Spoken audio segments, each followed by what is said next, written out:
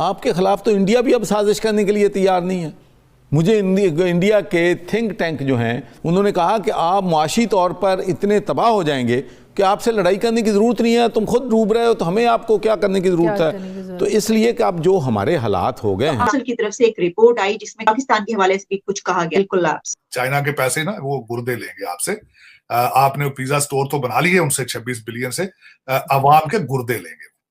पहले आपकी लड़कियां जा रहे हैं वहां पे, वहां ले जाके शादी कर करके कई प्रोस्टिट्यूशन में है वहां पे, और कईयों के गुर्दे निकाल के उन्होंने डेड बॉडियां वहीं दबा दी चाइना वालों। आटे के लिए लंबी लंबी कतारें हम देख रहे हैं, खासतौर से बलूचिस्तान में इस वक्त क्वेटा में बहुत बुरी सूरत हाल है। अस्पतालों में ऑपरेशन बंद हो गए हैं। मेयो अस्पताल लाहौर में 1 हफ्ते से ऑपरेशन बंद है, अद्वियात नहीं। फिर से इंडिया के साथ मिलना चाह रहे हैं। यही गिलगित बल्तिस्तान जो कि आजकल पाकिस्तान में है, जिसके लोग आजकल प्रोटेस्ट कर रहे हैं, तो ये अगर इंडिया के साथ होता तो मैं तो कहता हूँ ये इंडिया का बहुत एक डेवलप्ड जगह होती।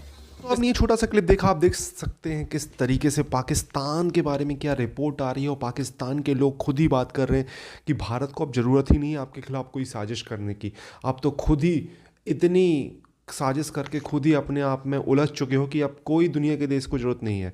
तो आप देख सकते हो, और आगे पूरा वीडियो है जिसमें एक रिपोर्ट में बताया गया है कि आने वाले 10 सालों में पाकिस्तान अपने आप ही ख़त्म हो जाएगा।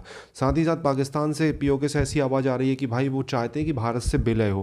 पहले पूरा वीडियो देखते हैं, वीडियो के लास्ट में करते हैं इस टॉपिक पर डिटेल में बात। मैं मिलता हूँ वीडियो के लास्ट में। प्लीज़ चैनल को एक तो रिपोर्ट एक ऐसी आई अटलांटिक काउंसिल की तरफ से कि जिसके ऊपर उसमें काफी जो कंट्रीज हैं उनके मुतालिक प्रेडिक्ट किया गया है या उनके मुतालिक एनालाइज करके बताया गया है, और ये कहा गया है कि कुछ कंट्रीज ऐसे हैं जो कि अनकरीब अगले 1-2 सालों में कोलैप्स कर जाएंगे, जबकि कुछ ऐसे हैं कि जो फेल स्टेट कहलाएंगे। इस तरह की एक तफसीली रिपोर्ट है, लेकिन क्योंकि इसमें अब यूएस की तरफ से इस तरह का कोई चीज आना तो उसके ऊपर फिर बड़ी नजर होती है सब। अटलांटिक काउंसिल की तरफ से एक रिपोर्ट आई, पाकिस्तान के हवाले से भी कुछ कहा गया।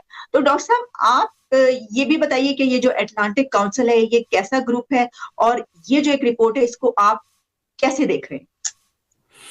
देखिए, अटलांटिक काउंसिल एक बहुत ही इन्फ्लुएंशियल थिंक टैंक है वाशिंगटन डीसी में। वाशिंगटन डीसी में बहुत सारे थिंक टैंक्स हैं, और तकरीबन आप कह सकते हैं कि 200 से 300 तक बाअसर थिंक टैंक्स हैं, इन्फ्लुएंशियल थिंक टैंक्स हैं। मैं 5-6 साल तक ब्रुकिंग्स में था, नॉन रेजिडेंशियल फेलो, और फिर सीनियर फेलो भी था। तो it is considered the best think tank. So I have seen the world think tank की from the top of it. और मैं आपको बता सकता हूं कि जो एक्सेस गवर्नमेंट को थिंक टैंक्स में है वो किसी को नहीं है, unless you are a very big donor या CEO of a very big firm, आपको उतना एक्सेस नहीं मिलता जितना थिंक टैंक्स को मिलता है। सो बेसिकली थिंक टैंक्स जो अमेरिका में हैं, दे आर, यूं कह सकते हैं, they are people who are developing policies for the government.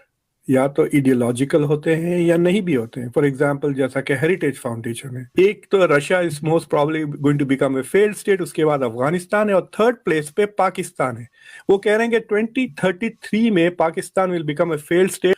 मतलब आप देखें कौन सी चीज बराबर गवर्न हो रही है in Pakistan at the moment. If Pakistan is not currently a failed state, I'm at least sure कि it's a failed governance तो जरूर है। और 23 तक ब्रेकअप की बात करें तो 40% कह, तो ये स्पेक्युलेटिव है, but it also gives you an idea, क्योंकि यही थिंक टैंक्स के लोग हैं जो प्रोमिनेंट मैगजीन्स में लिखते हैं, फॉरेन अफेयर्स में, फॉरेन पॉलिसी में, न्यूयॉर्क टाइम्स में, जो मेन पॉलिसी मैगजीन्स है, जर्नल्स है। और ये हमारे पास एक कॉन्सेप्ट है कॉल्ड द रिवॉल्विंग डोर। जो थिंक टैंक का दरवाजा होता है वो रिवॉल्विंग होता है। मेरे और आप जैसे लोग वहां जलीलो ख्वार होंगे, वो फिर हकीमों के पास जाएंगे, वो फिर हमें घास जो है वो रगड़ रगड़ के वो देंगे, उस तरह इलाज हमारा करेंगे, लहसुन के साथ और प्याज के साथ। एक तो ये हो जाता है। फिर उसके बाद ये है, मैं जो बताना चाह रहा था, जो अगली बात ये है, मैं अपने एस्टेब्लिशमेंट वाले भाइयों से बात करना चाहता हूँ। श्रीलंका ने आज अपना कहा है कि हमने अपनी फौज कम कर दी है, हम तनख्वाही नहीं दे सकते फौज को। उन्होंने 1,39,000 पे ले आए हैं नंबर अपने, और उन्होंने कहा कि 2 लाख, हम 1 लाख तक ले जाएंगे 2030 तक। जब मुल्क जब जलीलो ख्वार होते हैं तो फिर अगला स्टेप ये भी होता है, आपकी एयरलाइनें भी रुक जाती हैं, ट्रेनें भी रुक जाती हैं, फिर आप गधों पे, जिस तरह खान साहब फरमाया करते थे, मुर्गियां रखें और कट्टे पालें, फिर आप बिल्कुल वही इकोनॉमी पे चलेंगे। तीसरी चीज मैं ऐड कर देता हूं कि साथ गधे भी ले लें, क्योंकि ट्रेनें भी रुक जाएंगी, बसें भी रुक जाएंगी, गधों पे सफर होगा, तांगों पे सफर होगा फिर उसके बाद। क्योंकि और दूसरा ये है कि डार साहब ने दो खतरनाक बातें अगले दिन कही हैं। एक तो उन्होंने कहा कि 10 बिलियन की जो मैं बाहर से लेकर आ रहा हूं, उसमें से 9 बिलियन कर्जा है। ये ना समझें कि वो लोग तोहफे में दे रहे हैं आपको, क्या। लेकिन उन्होंने ये नहीं बताया होगा कि वो कर्जा वापस कौन करेगा, उस बारे में वो नहीं सोचते। देखिए, दो चीजें, कर्जा तो हमने कभी भी नहीं किसी का वापस दिया, लेकिन देखिए उन्होंने इसलिए नहीं दिया आपको पैसे कि आप बहुत पाकिस्तानी, बहुत खूबसूरत हैं तो ये 10 बिलियन आप ले जाएं तोहफे में, कपड़े वपड़े ले लीजिएगा इसके कहीं से, ऐसी बात नहीं है। वो आके आपके गुर्दे लेंगे, साथ गुर्दे लिखवा लेते हैं। चाइना के पैसे ना, वो गुर्दे लेंगे आपसे।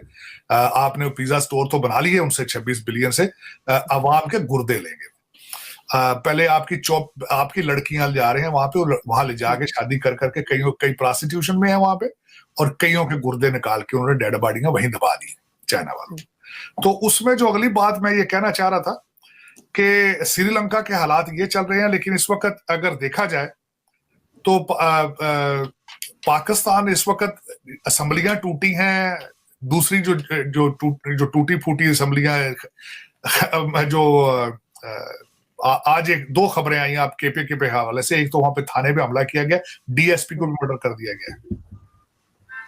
बिल्कुल हालात इतने खराब हैं इस वक्त आपके सूबा सरहद के, लेकिन खबरें नहीं निकल रही, खबरें कंट्रोल की जा रही हैं। और एक जो ब्लास्ट है वो काबुल में भी हुआ है 3 दिन पहले, उनकी फॉरेन मिनिस्ट्री के सामने 20 लोग उसमें मारे गए हैं। आईसिस ने उसकी जो है वो एक्सेप्ट कर ली है रिस्पॉन्सिबिलिटी। इंटरनेशनल जो मुबसरीन है वो ये समझते हैं कि शायद ये पाकिस्तान भी शायद इसका कोना जुड़ता हो, जो अफगानिस्तान में जो टीटीपी वाले तालिबान जो हमारे साथ कर रहे हैं, शायद उसके रिस्पॉन्ड में इन्होंने। तो दोस्तों ये वीडियो यहाँ पर होता है ख़त्म। आपने देखा किस तरीके से पाकिस्तानी मीडिया में बात हो रही थी कि अब किसी को, भारत को या दुनिया के किसी भी देश को पाकिस्तान के खिलाफ किसी भी तरीके की साजिश करने की कोई ज़रूरत ही नहीं है। और एक रिपोर्ट आई है जिसमें ऐसे देशों के बारे में बताया गया है जिनका आने वाले 10 सालों में सरवाइव करना बहुत मुश्किल रहेगा। और पाकिस्तान एक ऐसी कंट्री है जो भूखे मर रहे हैं, आटे को लेकर यहाँ पर लोगों की जानें जा रही हैं, और इनके पास न्यूक्लियर बम है। तो आप समझ सकते हो पाकिस्तान के पास सरवाइव करने का यही तरीका है, या तो फिर वो अपने न्यूक्लियर हथियार सरेंडर करे बड़े देश को, यूएस को, और उसके बाद उनसे ले पैसे। और इनके इंटेलेक्चुअल तो ये बात करते हैं कि भैया हम अपने न्यूक्लियर हथियार का फॉर्मूला सारी दुनिया में बेचेंगे, इस तरीके की ये बातें करते हैं। तो आप देख सकते हो यार। और पीओके के लोग भी, पीओके में भी बहुत आंदोलन छिड़े हुए हैं, पीओके के लोग भी कह रहे हैं कि हम भारत से विलय करना चाहते हैं। वहाँ पे ऐसी कुछ आवाज़ें उठ रही हैं। अब देखते हैं उन आवाज़ों का आने वाले समय में होता क्या है। आपको ये वीडियो कैसा लगा प्लीज़ कमेंट सेक्शन में अपने सुझाव दें। चैनल को सब्सक्राइब करें अगर आपको ये वीडियो पसंद आए।